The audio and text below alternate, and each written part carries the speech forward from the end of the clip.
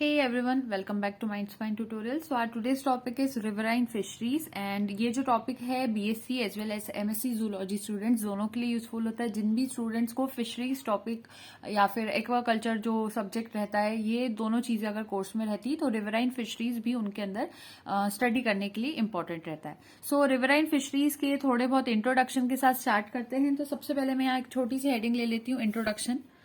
So introduction, ठीक है।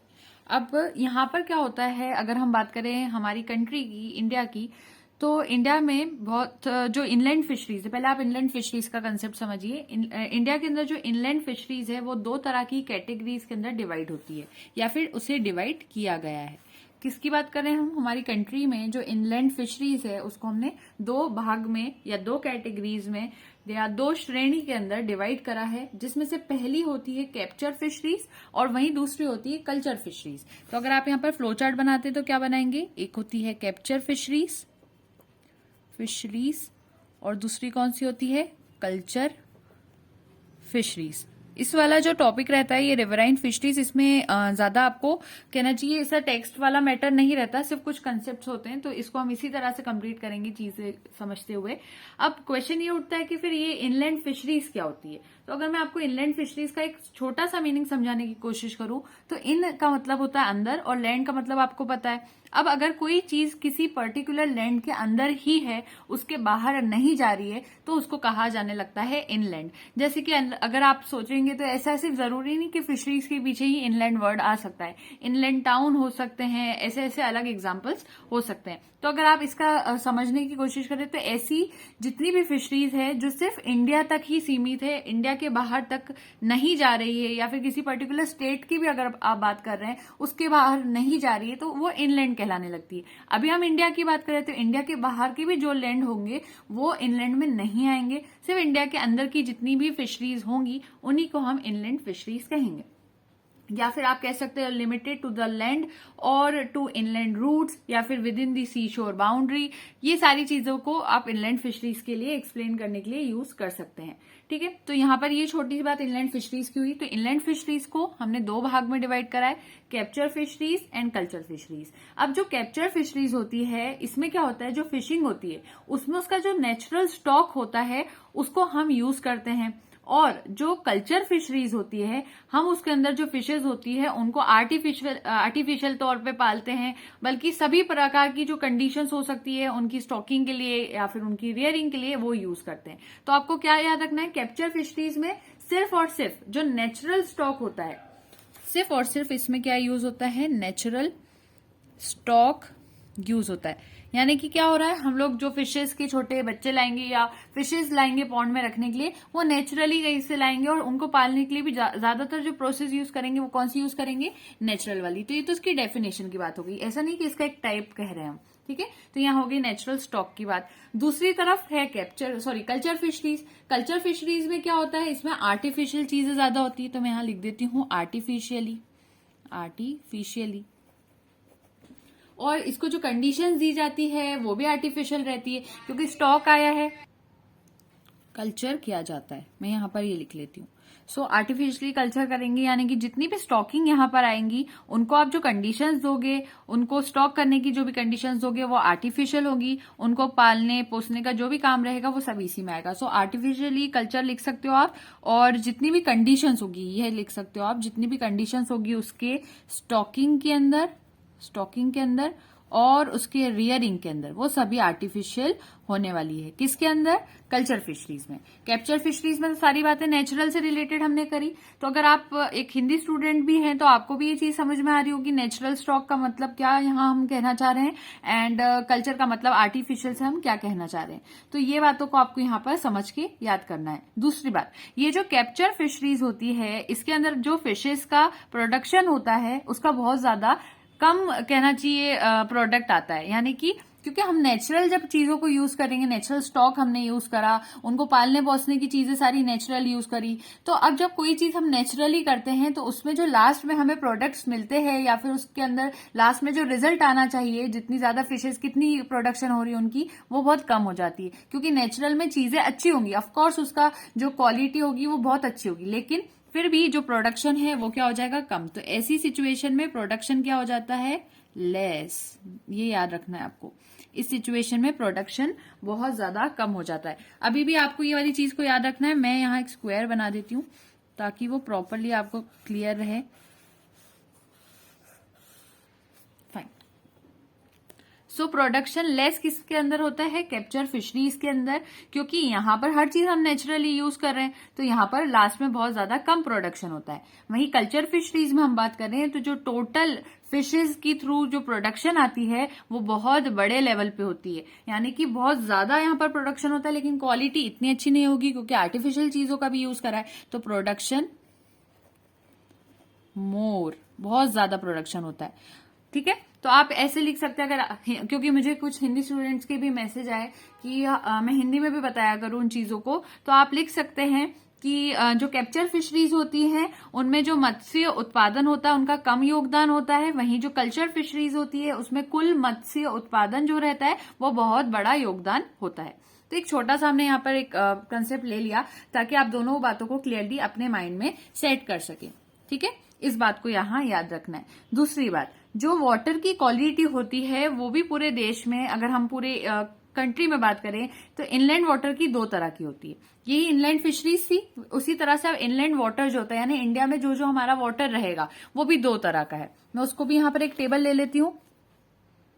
तो आपको सिंपल बात क्या याद रखनी है कि जो इनलैंड वाटर होता है उसकी जो क्वालिटी होती है, सिर्फ वाटर की क्वालिटी अगर हम हमारे इनलैंड वाटर में बात करते हैं तो दो तरह की होती है। पहली होती है जो फ्रेश वाटर होता है जिसमें जो सॉल्ट का कंसेंट्रेशन होता है वो बिल्कुल नहीं होता, या फिर बिल्कुल साफ पानी होता है, स्वच्छ पानी होता है, उसको आप फ्रेश वाटर कहते हैं। वहीं ब्रैकिश वाटर ऐसा पानी होता है जिसमें थोड़ा बहुत सॉल्ट कंसंट्रेशन होता है, फिर भी वो फ्रेश वाटर के बहुत कुछ करीब करीब ही पाया जाता है। तो फ्रेश वाटर और ब्रैकिश वाटर को आपको यहाँ पर याद रखना है। उसके बाद ये जो फ्रेश वाटर होता है, अगर हम इस फ्रेश वाटर की और डिटेल की बात करें तो यानी मैं इस फ्लो चार्ट को और थोड़ा सा आगे बढ़ा रही हूँ। अब इस फ्रेश वाटर की अगर मैं बात करती हूँ तो पहले तो मैं यहाँ वाटर लिखूंगी ताकि नोट्स प्रॉपर बने। यहाँ ब्रैकिश वाटर लिखा मैंने। फ्रेश वाटर के अंदर दो चीजें फिर से देखने को मिलती है, या फिर आप कह सकते हो दो तरह के ऑर्गेनिजम्स या फिर पानी देखने को मिल सकते हैं। एक होता है लेंटिक वाटर, लेंटिक वाटर में लेंटिक ऑर्गेनिजम्स होते हैं, और दूसरा होता है लोटिक वाटर जिसमें लोटिक ऑर्गेनिजम्स होते हैं। सो लेंटिक और लोटिक दो चीजों को आपको याद रखना है। लेंटिक का मतलब क्या होता है कि कोई चीज एक तरह से स्टेबल हो कहीं ना कहीं, तो लेंटिक का मतलब आप यहाँ पर लिखेंगे कोई चीज कैसी हो, स्टिल हो, बहती हुई ना हो। ठीक है, जो चीज बहती नहीं है एक जगह ही रहती है उसको स्टिल कहते हैं। और लोटिक इसका ठीक अपोजिट होता है। इसका मतलब क्या होगा, वो बहने वाली चीजें होती हैं जो कि बहेगी। अब आपके पास ये क्वेश्चन आता है कि जो बहने वाली चीजें होती है वो कौन सी होती है, और जो स्टिल वाटर होता है वो कौन सा होता है, और वो भी आपको किस में बताना है, फ्रेश वाटर में बताना है। तो इसके लिए मैं आपको यहाँ हिंट तो दे ही चुकी हूँ। अब आपको समझ में आ गया होगा कि लेंटिक वाटर ऐसा वाटर होता है जिसके अंदर आ जाते हैं लेक्स, फिर कुछ टैंक्स, कुछ पॉन्ड्स, ये सारी चीजें इसके अंदर देखने को मिलती है। तो मैं सिंपल लेंटिक के अंदर लिख लेती हूँ लेक्स, पॉन्ड्स। अगर आप लेक्स, पॉन्ड्स जो कि तालाब वगैरह होते हैं, तालाब और इन सारी चीजों को देखोगे तो आप ये खुद समझ जाओगे कि वो कभी भी फ्लो नहीं करते, वो एक ही जगह स्टेबल रहते हैं, लेकिन उनके अंदर जो पानी पाया जाता है वो फ्रेश वाटर या फिर मीठा पानी होता है। ठीक है, और लोटिक वाटर कैसा पानी बता रहे हैं हम लोग, बहने वाला। तो बहता कौन है, रिवर बहती है, और कौन बहता है, स्ट्रीम्स बहती है, छोटी नदियां। ठीक है, तो रिवर्स और स्ट्रीम्स इनके नाम आप यहाँ पर ऐड कर सकते हैं। और इधर आप लेक्स, पॉन्ड्स, वेटलैंड्स, ये एग्जांपल्स ले सकते हैं, वेटलैंड्स। ठीक है, तो ये सारी चीजें आप इनलैंड वाटर के अंदर समझ के रखेंगे कि फ्रेश वाटर और ब्रैकिश वाटर दो तरह के पानी होते हैं, जिसके अंदर इस तरीके से हम लोग डिवाइड करते हैं, लेंटिक और लोटिक। ये बात तो यहाँ कंप्लीट होती है। अब उसके बाद अगर हम आगे बात करें तो ऐसा एस्टिमेशन लगाया गया था कि हमारे पूरी कंट्री के अंदर जो मेन रिवर्स है या फिर मेन रिवर सिस्टम्स है, उनकी जो हेल्पिंग करने वाली क्षेत्र होगी, या फिर मतलब जिसमें से हमारी हेल्प होती है, रिवर्स जितनी हमें हेल्प करती है, वो होता है 27.395 किलोमीटर। और जो कैनल और इरिगेशन कैनल रहती है वो 112,659 किलोमीटर होता है। तो जो जो पॉइंट्स मैंने आपको एक्स्ट्रा बताए यहाँ पर मैंने नोट कर दिए हैं। इसकी वैल्यू ये है, कैनाल प्लस इरिगेशन कैनाल की ये है। उसके बाद ब्रैकिश वाटर का एक थोड़ा सा एरिया मैंने ज्यादा यहाँ पर ऐड करा है, तो ये इतना हेक्टेयर एरिया ब्रैकिश वाटर का होता है, जो कि एस्चुरीज जो होती है वो मिलकर बनाती है। ब्रैकिश वाटर में यहाँ पर मैंने एक चीज और ऐड करी है, अगर आप देख सकते हैं, मैं इसको मार्क नहीं कर रही हूँ क्योंकि नोट्स मेरे प्रॉपर रहना चाहिए, आपको समझ में आए उसके लिए। सो ब्रैकिश वाटर के अंडर में एस्चुरीज को एक्स्ट्रा हमने ऐड करा है। तो ये सारी कुछ चीजों को आपको समझना है जो जरूरी है, जो इनलैंड वाटर में मैंने आपको यहाँ पर बताया है। तो अभी हमने ये जो इंट्रोडक्शन में देखा, अभी इंट्रोडक्शन थोड़ा सा और यहाँ पर रिमेनिंग है, लेकिन अभी हमने इतनी बातों को यहाँ पर समझ लिया है। आगे चलते हैं। इसलिए अब होता क्या है स्टूडेंट्स, आपको क्या समझना होगा कि ये जो जितने भी इनलैंड रिसोर्सेज है हमारे पास, रिसोर्सेज का मीनिंग तो आपको पता है कि वो जो चीजें जो हमारे लिए हेल्पफुल होगी, जो हमें हेल्प करती है, हमारे हर चीजों में हेल्प करती है, चाहे प्रोडक्शन हो, हमारी कंट्री का लेवल बढ़ाने के लिए हो, हर चीज को हम रिसोर्सेज कह सकते हैं। तो इनलैंड रिसोर्सेज जो रहते हैं उसमें अगर इंडिया के बारे में बात करते हैं तो हमारे पूरे इंडिया में इनलैंड रिसोर्सेज से जो टोटल हमें फिशेस का प्रोडक्शन मिलता है वो ऑलमोस्ट 30% होता है। आई एम सॉरी, थोड़ा सा लाइट का इश्यू हो रहा है, बट आई होप जो स्क्रीन पर है आपके लिए विजिबल होगा। इनलैंड रिसोर्सेज की हम लोग बात कर रहे हैं। इनलैंड रिसोर्सेज जो रहते हैं इसमें जो टोटल फिशेज का प्रोडक्शन होता है, अगर इंडिया के बारे में बात करते हैं तो टोटल फिशेज का जो प्रोडक्शन होता है वो सिर्फ 30% तक ऑलमोस्ट होता है। मैं एकदम एग्जैक्ट बात नहीं कर रही हूँ, मैं अप्रोक्सीमेटली कह रही हूँ, तो ये अप्रोक्सीमेटली का मैंने यहाँ पर साइन भी अप्लाई कर दिया। अब दूसरी बात क्या होती है, ये जो प्रोडक्शन हो रहा है ये बहुत ही ज्यादा स्लो स्पीड से हो रहा है, क्योंकि इतना कम नहीं होना चाहिए जो कि फिशेस का प्रोडक्शन हमारे वहां पर हो रहा है। जो इंडस्ट्रियलाइजेशन है, यानी ये जो इंडस्ट्रीज एक के बाद एक एक्स्ट्रा बनती जा रही है, लगातार इंडस्ट्रीज बनती जा रही है, फॉरेस्ट का डिफॉरेस्टेशन हम लोग कर देते हैं, सारे फॉरेस्ट को खत्म करते हैं, वहां पर इंडस्ट्रीज बनाते हैं। तो ये जो इंडस्ट्रियलाइजेशन है ये क्या करता है, जब इंडस्ट्रीज बनती है तो उसके अंदर टॉक्सिक सब्सटेंसेज बनते हैं, क्योंकि कोई भी चीज अगर इंडस्ट्री में बनेगी तो उसके बाद उसका टॉक्सिक प्रोडक्ट बनेगा। अब वो जो टॉक्सिक प्रोडक्ट रहता है, जैसे कि हर्बिसाइड हो सकता है, पेस्टिसाइड हो सकता है, और भी कुछ टॉक्सिक सब्सटेंस होते हैं, सिर्फ इतनी की बात नहीं करेंगे हम, ये सारी चीजों को क्या करते हैं इंडस्ट्रीज वाले, उसको नदियों के अंदर, स्ट्रीम्स के अंदर, रिवर्स के अंदर बहा देते हैं। या फिर क्या करते हैं, डिफॉरेस्टेशन तो करा ही उन्होंने, पहले तो एक तो ट्रीज खत्म कर दिए जिससे कि जो ऑक्सीजन बनना थी वो सारी चीजें खत्म हो गई। उसके बाद जो पानी है उसके अंदर ये सारे टॉक्सिक सब्सटेंसेस को ऐड कर दिया। इसकी वजह से क्या होता है, जो मछलियों का या फिर फिशेस का जो प्रोडक्शन था उसका रेट जो होता है वो बहुत ज्यादा कम हो जाता है। तो ये एक बहुत बुरी चीज है। इसी वजह से हमारा 30% ही टोटल फिशेस का प्रोडक्शन आ पाता है। और एक प्रॉब्लम और होती है कि पानी में फॉर एग्जाम्पल, अच्छा पहले मैं इन पॉइंट्स को यहाँ नोट कर लेती हूँ फिर हम आगे की बात करते हैं। मैंने क्या कहा, जो इंडस्ट्रियलाइजेशन है, इंडस्ट्रियलाइजेशन, इसकी वजह से क्या हो रहा है, टॉक्सिक सब्सटेंसेस जो है, जैसे कि हर्बिसाइड्स हो गए, पेस्टिसाइड्स हो गए, ठीक है, हर्बिसाइड्स, पेस्टिसाइड्स, ये चीजें क्या होती है, इनको रिवर्स के अंदर और जितनी भी हमारे रिसोर्सेज है, वाटर के रिसोर्सेज, उनके अंदर, मैं यहाँ पर H2O रिसोर्सेज लिख देती हूँ, कॉमा H2O रिसोर्सेज, जितने भी जहां से भी हमें पानी के सोर्सेज मिलते हैं, जहां पर हम फिशेस को अच्छे से पाल सकते हैं, उन जगहों पर ये क्या कर देती है इंडस्ट्रीज, टॉक्सिक सब्सटेंसेस को रिलीज कर देती। एक चीज तो ये करती, दूसरी चीज क्या करती है, इंडस्ट्रीज जब बनती है तो डिफॉरेस्टेशन होता है। डिफॉरेस्टेशन का मतलब क्या होता है, पेड़ों को काटना, सिर्फ एक पेड़ दो पेड़ काटना नहीं, बल्कि पूरा पूरा फॉरेस्ट जो होता है उसको खत्म कर दिया जाता है। इसको कहते हैं इंडस्ट्रियलाइजेशन। अब ये वाली बात होती है, इस वजह से हमें क्या प्रॉब्लम आ रही है, जो फिशेस का प्रोडक्शन रेट है वो बहुत कम हो गया। तो इसकी वजह से हुआ क्या, फिश प्रोडक्शन रेट डिक्रीज कर गया। अब ये सारी बातें तो हो गई, इसके बाद और क्या प्रॉब्लम आ रही है जिसकी वजह से सिर्फ हम 30% ही प्रोड्यूस कर पा रहे हैं।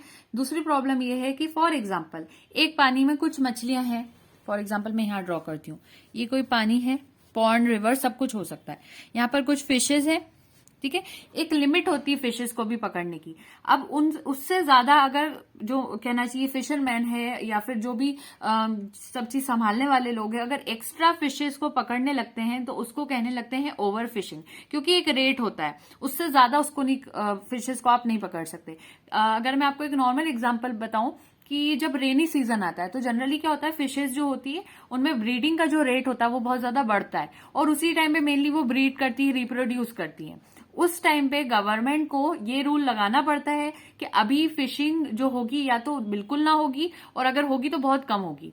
तो ये क्यों करना होता है, क्योंकि अभी उनका वो टाइम है रिप्रोडक्शन का। उस टाइम पे अगर उन्हें डिस्टर्ब करा जाएगा या फिर उनको बेमतलब पकड़ा जाएगा तो उससे क्या होगा कि वो जो ऑफस्प्रिंग्स वहां प्रोड्यूस हो सकते थे, वो जो प्रोडक्शन वहां पर हो सकता था फिशेस का, वो रिड्यूस हो जाएगा। तो इसीलिए ये अवॉइड किया जाता है कि रेनी सीजन के अंदर फिशेस को पकड़ने की कोशिश की जाए। तो यहां पर मैं ओवर फिशिंग का कंसेप्ट आपको देना चाह रही हूं।